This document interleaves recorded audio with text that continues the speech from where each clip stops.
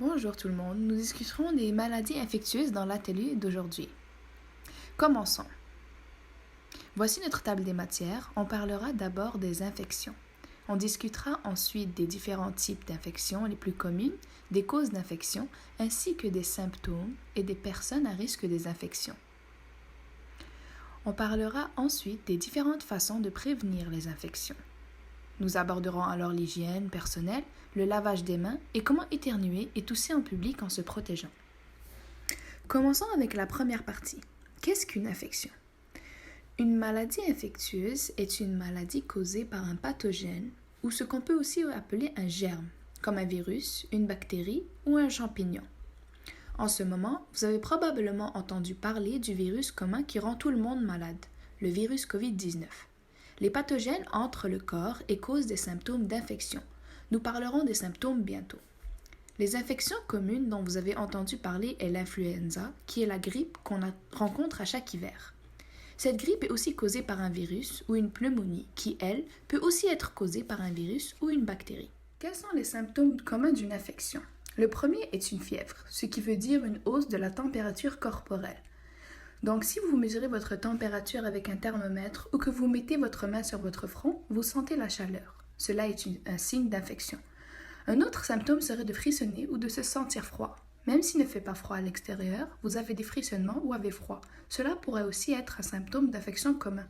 La fatigue, simplement se sentir fatigué, las tout le temps. Tousser, parce que lorsque vous toussez, quelque chose comme du mucus pourrait sortir de votre bouche. Il y a différentes couleurs de mucus et ces couleurs peuvent nous dire s'il s'agit d'une infection ou non. Une gorge irritée, il pourrait y avoir des congestions nasales, donc sentir que votre nez est congestionné et que vous avez de la difficulté à respirer. Si le symptôme persiste pour une longue période de temps, ou s'il s'empire, ce serait une bonne idée de consulter un médecin. Alors, qui est le plus à risque d'avoir une infection? Les premières personnes les plus à risque dont on parlera aujourd'hui sont les femmes enceintes. À n'importe quel stage de la grossesse, mais bien sûr, le troisième trimestre est le moment de risque le plus élevé. Il faut donc être encore plus prudent. Les deuxièmes sont les enfants âgés entre 6 mois et 5 ans. À ce stade, leur immunité est encore en train de se faire construire et ils touchent à tout. Ils ne lavent probablement pas leurs mains de la bonne manière et ils ont donc plus de chances d'avoir une infection. Les troisièmes sont les individus avec des conditions médicales chroniques comme la haute tension, le diabète ou n'importe quelle sorte de problème cardiaque. Cela les met à un plus haut risque d'avoir une infection. Les quatrièmes sont les personnes âgées. Encore une fois, ils ont beaucoup de conditions médicales dont on vient de discuter, comme des maladies chroniques. Leur système immunitaire n'est pas très fort et ils sont donc aussi à grand risque d'avoir une infection. Nous allons maintenant discuter des différents modes de transmission, ce qui veut dire comment est-ce qu'une infection peut se propager d'une personne à une autre. Comme vous pouvez voir sur l'image ici, la personne en rouge est la personne qui est malade ou qui a une infection. La personne en blanc est la personne qui est en santé, qui n'est pas malade. Il y a deux principales façons pour la personne en rouge de propager l'infection à la personne en blanc. La première façon est la façon directe. La deuxième est la façon indirecte. Que voulons-nous dire par direct et indirect? Direct fait référence à la toux et à l'éternuement. Les particules restent dans l'air sur 3 pieds de distance. Donc, si la personne qui n'est pas malade approche à moins de 3 pieds de la personne malade, elle peut attraper l'infection, comme on peut le voir sur l'image ici. Bien entendu, cela dépend de la taille des particules, mais en moyenne, c'est environ 3 pieds. Si vous vous approchez à 3 pieds de la personne malade, vous pouvez attraper l'infection, si cette infection est transmise par le mode de transmission direct. Le deuxième mode de transmission est le mode indirect. Il y a 3 principales façons pour l'infection de se répandre. Il y a d'abord la manière aéroportée ou aérosol, en deuxième à travers les objets contaminés ou en troisième par la nourriture ou l'eau. Parlons de la manière aéroportée ou aérosol. La manière aéroportée fait référence à de petites particules qui peuvent rester dans les airs et peuvent être transportées par le vent. Elles ne restent pas juste à 3 pieds comme les particules de la manière directe. Comme vous le voyez dans l'image, si cette personne a une infection de type indirect, transmise de manière indirecte, si elle tousse ou éternue, alors les particules vont rester dans l'air, comme de la fumée par exemple, comme vous le voyez sur l'image. Et elles peuvent être transportées par le vent. Donc, si une autre personne vient près de cette personne à n'importe quelle distance, elle pourrait devenir malade. Ces infections sont beaucoup plus difficiles à contrôler. Un exemple est si vous êtes dans un avion et qu'il y a une personne malade de la rougeole, qui est une maladie aéroportée. S'il y a n'importe qui dans l'avion qui s'approche de cette personne ou qui pourrait même être un peu plus loin de la personne infectée, elle pourrait tout de même attraper l'infection. Donc ces maladies sont un peu plus difficiles à contrôler. La deuxième manière indirecte d'attraper une infection est à travers les objets contaminés. Si une personne malade, par exemple, tousse ou éternue dans sa main, puis touche la poignée de porte ou n'importe quelle autre surface, les particules resteront à ces endroits. Si quelqu'un d'autre vient toucher, la personne pourrait attraper l'infection. La troisième manière est à travers la nourriture et l'eau. Encore une fois, cela pourrait arriver s'il y a un partage d'ustensiles comme des cuillères ou des fourchettes. L'infection peut se transmettre à travers la nourriture et l'eau. Les bactéries pourraient contaminer l'eau. Si vous buvez une eau contaminée, vous pouvez donc attraper une infection.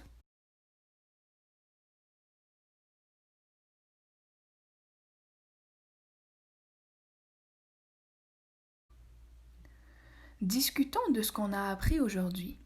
Nous avons parlé de ce qu'est une infection et comme dit tout à l'heure, c'est une maladie qui peut être causée par des germes, des virus, des bactéries, des parasites ou des champignons. Les virus, comme dit plus tôt, sont comme le virus de l'influenza ou le virus COVID-19 que nous voyons en ce moment. Les principaux signes et symptômes d'une infection sont une fièvre, des frissons, la fatigue, etc. Nous avons appris que certaines populations sont plus à risque d'avoir une infection. Par exemple, les femmes enceintes, les enfants, les personnes âgées ou les personnes possédant déjà une tension artérielle élevée ou des problèmes de cœur. Une infection peut être transmise de différentes méthodes. Il y a la méthode directe quand on tousse ou éternue et qu'il y a des personnes à 3 pieds de distance, ou la manière indirecte, par exemple, à travers la nourriture ou les objets. Maintenant que vous en savez un peu plus sur les maladies infectieuses, abordons quelques manières de prévention d'infection. La première et plus importante manière est en se lavant les mains. Les mains sont très sales. On touche régulièrement des poignées de porte, des barres d'autobus, des déchets ou des couches. On amasse alors beaucoup de bactéries et de virus sur nos mains tout le temps.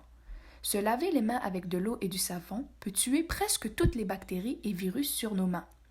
Si vous n'avez pas accès à de l'eau et du savon, vous pouvez laver vos mains avec une solution d'alcool 60%.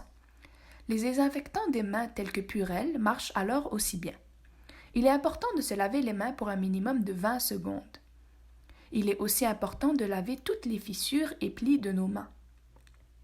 Donc, par exemple, l'arrière de nos mains, les pouces et sous les ongles. Il est important de laver vos mains aussi souvent que possible, et ce, spécialement avant de manger, après être allé aux toilettes, après avoir toussé ou éternué, s'être mouché le nez, et après être allé dans un endroit public bondé tel que le transport en commun comme les bus et le métro, ou encore après être rentré à la maison après avoir fait des courses. Maintenant, nous allons regarder une courte vidéo qui nous montre comment bien laver nos mains. La peinture noire simule le savon. Premièrement, les paumes des mains, puis entre les doigts, puis l'arrière des mains,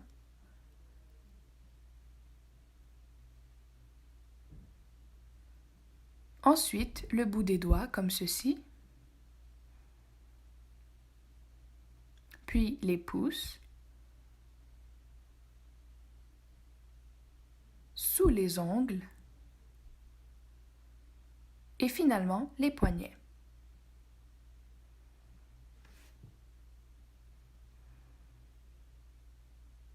Ensuite, il est important de limiter la propagation des bactéries et des virus autant que possible. Essayez d'éternuer et de tousser dans des mouchoirs que vous jetez immédiatement dans la poubelle. S'il n'y a pas de mouchoir disponible, vous pouvez éternuer ou tousser dans le creux de votre coude, comme ceci.